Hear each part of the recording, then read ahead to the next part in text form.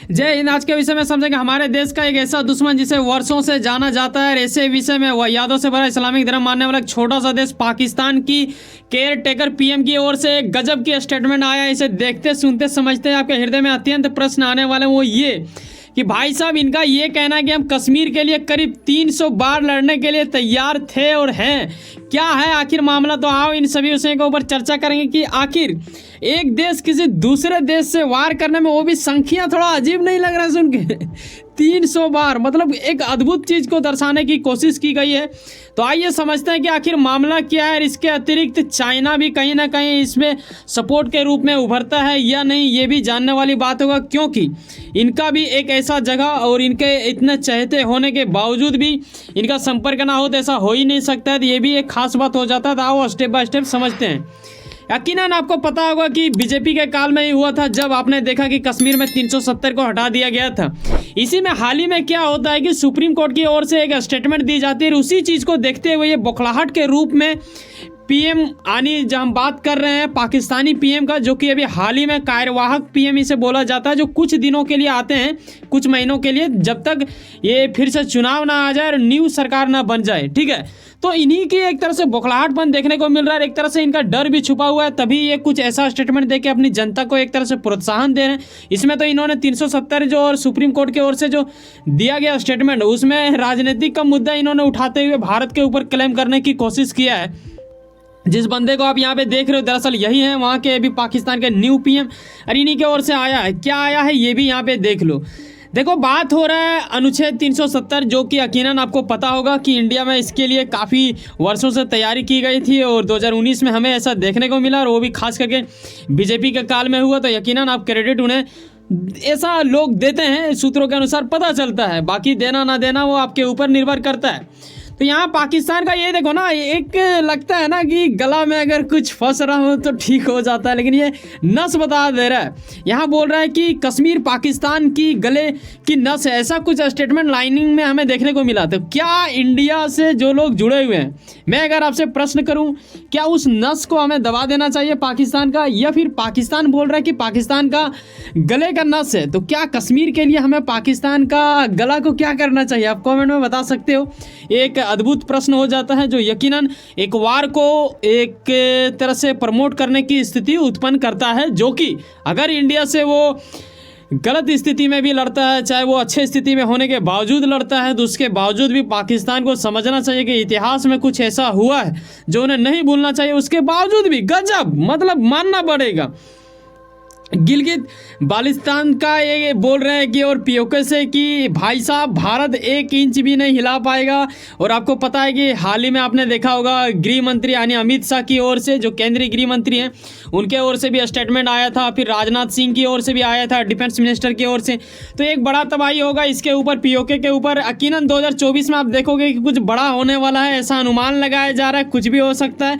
तो एक वार के लिए अगर तैयार हमें होना है तो यकीनन अभी से ही तैयारी कुछ न कुछ होना चाहिए। ऐसा भी एक तरह से प्रस्ताव को रखा गया था इनडायरेक्टली। अगर आप उसे गहराई पूर्वक समझो तो आपको समझ में आ जाएगा। तो इस बंदे की ओर से और क्या कहा गया है ये जानने वाली बात होगा। तो यहाँ आप देखते हो कि जब हम बात करते हैं 300 बार, एक ऐसा संख्या जो एकदम, अगर इसको गहराई पूर्वक अगर ले लिया जाए तो भाई साहब पीड़ा उत्पन्न करवाती है। कैसे? आपको पता है कि इंडिया अभी इजराइल हमास वार चल रहा है, उसमें से इन्होंने तो पहले बोला इंडिया की ओर से, जबकि इंडिया हमास को आतंकी संगठन नहीं मानता, उसके बावजूद भी बोला कि भाई साहब ये जिस तरह हमला हुआ इसे एक तरह से आतंकी हमला के रूप में रखा जा सकता है। लेकिन एक तरह से इन्होंने फिलिस्तीन को भी सपोर्ट में, यानी जो गाजा में जो लोग हैं उन्हें हमारे यहाँ से अनाज भी भेजा गया, कुछ दवाएं भी भेजी गई। तो हम वो देश हैं जो हमेशा सपोर्ट करते हैं, ना कि वार को प्रमोट करते हैं। लेकिन उसके बावजूद भी गजब यार, पाकिस्तान को मतलब कैसे भूल सकता है कोई व्यक्ति जो यहीं से निकला, एक तरह से खैरात में मिली ये चीज़ें यहाँ की कुछ उन्हें, तो उसे भी वो लोग संभाल के नहीं रख पाए। आज उनकी स्थिति इतना बुरा हो गया कि वो लोग कटोरा लेके IMF के पास कभी भीख मांगते हैं, कभी चाइना उसे लूट जाता है। तो ये गजब की स्थिति है। देखो, याद दिलाना चाहेंगे, थोड़ा पीछे जाते हैं ना।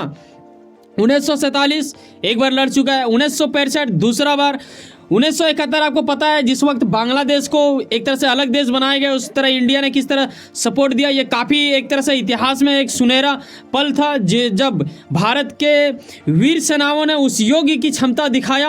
और तब आपको एक और स्टेटमेंट में दिखाऊंगा पीछे, जो कि अतीत से जुड़ा हुआ है, इनका जो इतिहास को दर्शाता है। वो चीज़ पाकिस्तान शायद भूलता नजर आ रहा है। और फिर 1999 में भी एक देखने को मिला था। ये 4 बार हम लोग से लड़ चुके हैं। इसके अलावा मतलब ये बोल रहे हैं यार 300 बार, मतलब 300 में 4 बार आप घटा दो, 296 बार और ये लड़ेंगे, ऐसा कुछ। हाँ, ये अलग बात है कि ये अब जो 300 बार ये बोल रहे हैं कश्मीर के लिए बोल रहे हैं, बाकी कुछ अलग अलग मैटर से भी था। तो ये गजब की स्थिति उत्पन्न करता है। देखने वाली बात होगा कि ये इतना बार कब कब लड़ लेता है, क्या इंडिया से ये सकेगा। मतलब गजब की लग रहा है कि भाई साहब ये क्या कहीं बौखलाहट तो नहीं आ गया, या फिर जो वहाँ पे केयर टेकर पीएम है पाकिस्तान के, कहीं वो अपना नाम कमाने के चक्कर में, अपना ईगो दिखाने के चक्कर में कुछ ऐसा तो नहीं बक गया जो आने वाले दिनों में उसे और ले डूबेगा। क्योंकि अभी तक इंडिया से ये 4 बार लड़े और इतना ज़्यादा गरीब हो चुका है कि इन्हें IMF के पास भीख मांगना पड़ रहा है। अलग अलग देशों से एक तरह से ये कटोरा लेके जाते हैं। पूरा इंटरनेशनल मीडिया इसे मतलब एक तरह से क्या ही बोलो, इनडायरेक्टली संबोधित कर ही देता है भिखारियों से। अक्सर आपने देखा होगा कई सारे आर्टिकल लिखे जाते हैं, उसमें भिखारी शब्द इनके प्रति जिक्र ना हो तो वो आर्टिकल पढ़ने में ही मज़ा नहीं आता। तो ऐसा कुछ हो चुका है। ठीक है, यहाँ तक आपको समझ में आता है। साथ ही आप ये भी समझो ना कि एक वक्त इतिहास में ऐसा भी था जब पाकिस्तान को हल्के में नहीं लिया जाता था भाई साहब। अभी जिस तरह है उस तरह उस वक्त नहीं था।